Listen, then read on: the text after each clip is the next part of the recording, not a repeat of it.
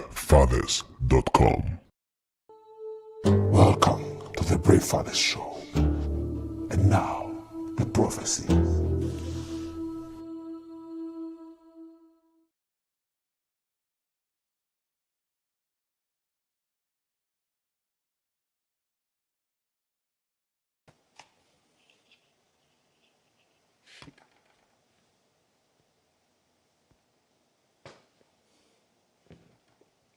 Yes, I think I'm live and I had a little hiccup right here. All right, so now we're looking all nice and pretty. Yes, thank you so much for joining me. I'm John Paul from BraveFathers.com, and we are looking at the Gender Wars 2. It's just a quick video whilst I'm having a little tea, as we do here. Still gonna need my candles though. So, Gender Wars, what's going on? And you know, the reason why I'm doing this video is I've just been thinking about all this stuff that's going on, looking at comments, looking at how people are accusing each other, fighting each other, arguing with each other. And then you have another group of people, which is much smaller when it comes to being vocal on the internet. And they are very much more interested in solutions than just allegations and accusations. So it just made me think about what the world is and how it's really sad to see that we've come to a place where everybody is so divided on so many issues, and it almost seems like people create scenarios where it's impossible to win, where it's impossible to come to a resolution. And when it comes down to, you know, for it to be a gender war on the internet or whether it's in real life, which has real life implications,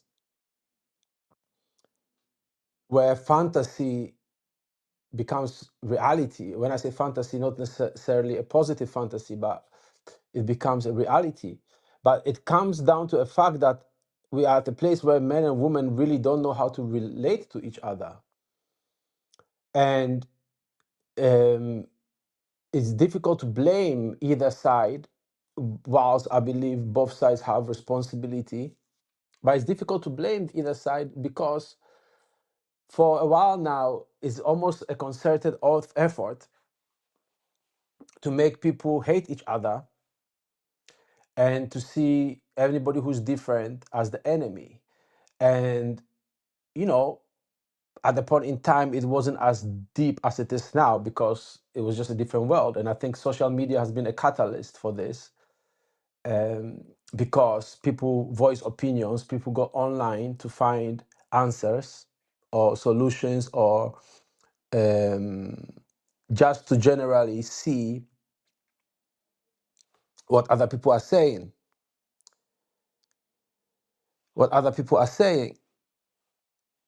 about stuff, about life.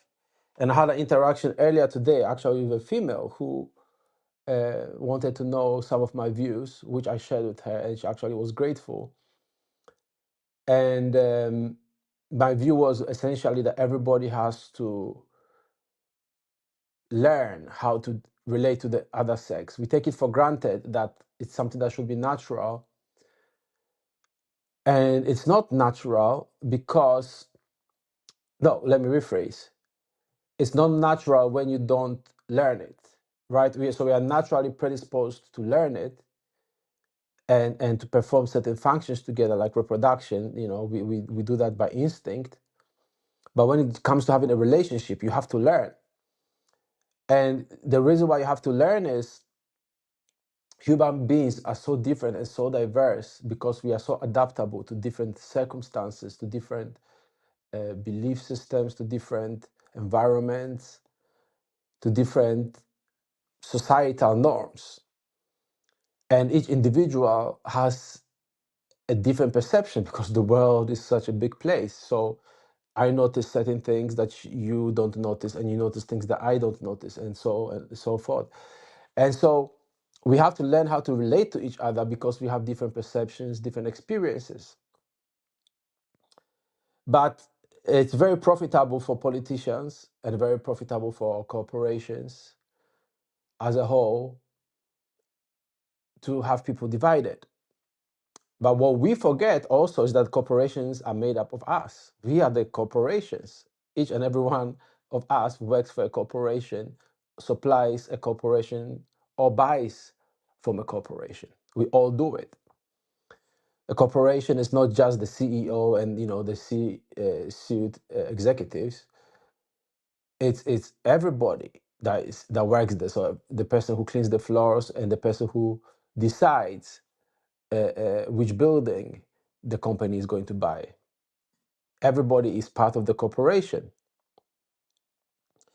So one could argue that on certain level we all benefit from this division, and maybe as a society we do, but we end up being very much unhappy because we then have expectations that can't be fulfilled. And the one thing that people are not taught is each individual has to figure out their own way. Ultimately, there isn't a set formula that works for everybody, in the sense of how to go about everything. There are things in place that, yes, there are principles that if you break them, you will be unlikely to have a good relationship. But those principles cannot be dictated by the society, and society does not decide what those principles are. And I would argue that most people don't know those principles because they follow society, and they think society can enforce a good relationship, and it can't. So what do I mean on a specific example? So we have one group of men, for example, who say they only want to marry a virgin, right? So that's one group of men, which is their right to want that. Then we have a lot of women who don't want to be virgins, which I believe is still their right to not want to be virgins. Now, a lot of the guys who want virgins still consume adult films. A lot of guys who want the women to be virgins still want to sleep with women, just they don't want to marry those women. So now we have a problem. We have an impasse. Like, it's just not gonna work because this guy says he wants a virgin, the girl says she doesn't want to be a virgin. How do we solve that problem? And even the virgin girl does not find the guy attractive. On the flip side, we have females who, just want to take advantage of guys and use them for their money, use them for the status, just use them without any sort of commitment, and they don't feel bad about it. When you look at sites like OnlyFans, it's essentially mostly females making money from lonely guys, right? From guys who cannot attract a female because they don't know how to. They don't know how to relate to females. And these content creators take advantage of that. They take advantage of that. You have people pretending to be those women, typing messages and replying just to siphon money from these guys. But then one could argue, and I'm not agreeing with this, but there's about over 4 million of those creators, right? Mostly female. Let's say they don't want to do OnlyFans. What other profession is available to them? What job is available for them to do? And I'm not saying there isn't things they could do. There are things they could do, but what exactly? Not hypothetically, like when we look at the economy, are there 4 million jobs awaiting those females that will provide them with a lifestyle they want? Or the opportunities or the kind of money they want to make? Because it's not right to say those females should not be entitled to make the kind of money they make when they succeed on OnlyFans, right? You could also argue that the guys who pay for OnlyFans do that on their own volition. You know, they decide to do it. They decide to spend their salaries on OnlyFans. Some go to strip clubs and so forth. So, can we really class them as being taken advantage of if they are adults with agency, right? And the same with females. Like when the females make decisions, sometimes we infantilize those females and say, "Oh, she's naive, she's immature." I was commenting earlier today on a Justice Log post where there was a judgment I read, and I was very surprised to read that the judge said that essentially the wife was sheltered and naive, and he should have taken that into account, which I don't see how that is reasonable. But it was an appeal court judge or a higher court, so that's what the decision is. But it's ridiculous because the person is she's an adult, and she makes a decision whether or not she was really sheltered. We don't know that, you know. It may seem so, but we all know females who have snuck out of their houses to meet guys or have snuck guys in to the house to have sex with them. So on the surface, they might appear good girls who stay at home, but they do a lot of things that, you know, people are not aware of. And there are so many um, factors into this, like, because when it comes down to it, every adult is responsible for the decision he or she makes. Every adult is responsible. But then when we put these obstacles that are insurmountable, you know, you tell a guy that he should take into account that the female is sheltered. Like, why and how? What about him?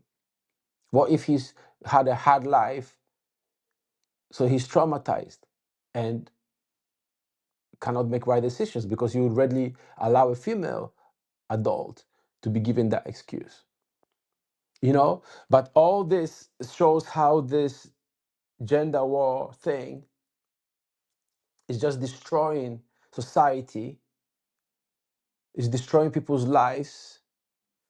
And what I think we need to do is to bring back the love men and women used to have for each other. And also, yes, we do have to allow for a greater degree of frustration to be expressed about each gender, because now, of course, when you criticize women, it's classed as hatred, and I don't see it as the right thing either. But we don't have a way for us to reconcile. And it makes me really, really sad. It makes me really sad because I grew up listening to R&B love songs. I love R&B, and that also shaped how I viewed the world. And I liked, and I've always wanted men and women to love each other, so because then that's when they can love their children better. They can provide the right environment to the children. Like, I never wanted to be a single father, you know, where essentially I have to raise the child part time on my own. And I never thought I would do that. Luckily for me, I'm not the weekend dad, which I was scared of becoming, but I had to fight hard in the family courts to get a shared live with order. So that's better than what I thought was going to happen to me. But it's still hard not seeing your children, you know? And I think this gender war thing is is just crazy. And you know, I don't really know what to say. I just wanted to make a quick video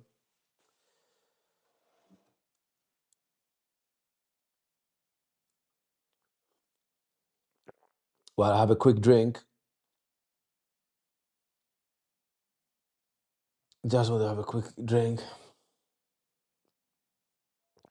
of tea. I don't really like tea, but lately I've been drinking fruit tea, and I kind of like it. It's just something different, you know. Because I'm sad. I'm really sad about how the world is. I'm really sad about how I remember times when, like, just a few years ago, I think COVID changed everything. COVID changed everything. Because just a few years ago, it was like all fun. Not all fun, but like it was really different. Like, I really liked nightlife, the nightlife where I'm at now. Nightlife is virtually dead. People don't like to go out anymore the same way they used to like going out. People don't like each other. So yeah, I think I'll leave it here for now. I'm gonna do some thinking to see what I'm gonna come up with next. But tell me what you think. Tell me what you feel about all this fight between the men and the women of the world, between all these things. What do you think the solution is? Can we find love? Can we find a common ground where we just appreciate the beauty of the world that still exists, where we get to appreciate the fact that we live in abundance, where yes, we have sad things and problems and things like that, but it doesn't have to be that way. It really does not have to be that way. You know, we have hungry people, but every day our shops, our restaurants throw away tons of food, literally, that could be set aside package for people to eat. And it will not, I don't think it would kill commerce. I think people would still find a way to live with that. You know, it's sad. It's sad. I struggle to understand why people can't see it, but maybe you have an answer. So I'm John Paul from bravefathers.com. I'll see you again soon. Tell me what you think in the comments below. If you're in the UK and you need help with your family court case as a father, perhaps facing some false allegations, struggling to see your kids, get in touch with me and I'll do my best to help you out. So for now, remember, you are the truth. BraveFathers.com.